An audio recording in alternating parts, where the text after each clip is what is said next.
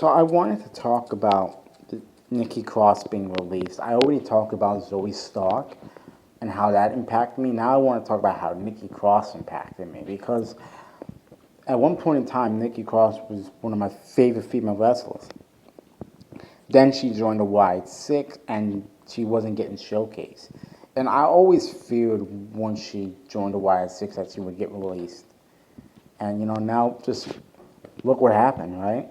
Um, But yeah, Nikki Cross was one of my favorites. I remember in NXT when I used to watch her. I to this day I think Nikki Cross should hold the NXT title at least an NXT Women's title at least once. Then I remember when she came to the main roster, and I believe she debuted against Becky Lynch, and she had a great showing for me.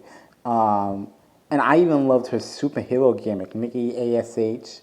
I know some people didn't like it, but I loved it. But I think I really loved Nikki Cross when she was with Alexa Bliss.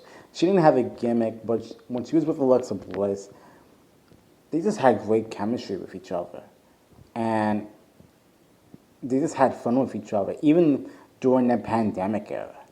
And a part of me is like, sometimes I wish she didn't get into the Wide Six because I feel like if she didn't, of course she would be wrestling more. And I think you could make the case for her to hold one of the mid-card titles, or even give her a major title run again. And it sucks that she got released. It really does. And look, I don't want anybody to be released. I know there are certain people out there that wish for certain people to get released from a company, and I don't get those people because at the end of the day, that's their job. Even if you're not a fan of a certain wrestler, I don't really care. You don't wish for someone to get released. That's just so stupid to me. But I just really wish they kept Nikki Cross. I really, really do. I really, really do. The only silver lining here, and I say the same thing with Zoe Stark, and I'll say it with Nikki Cross, is I think she could do wonders in TNA, especially Nikki Cross.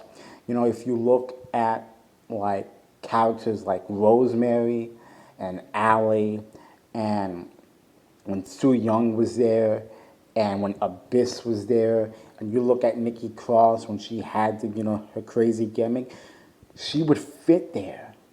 She would legit fit there.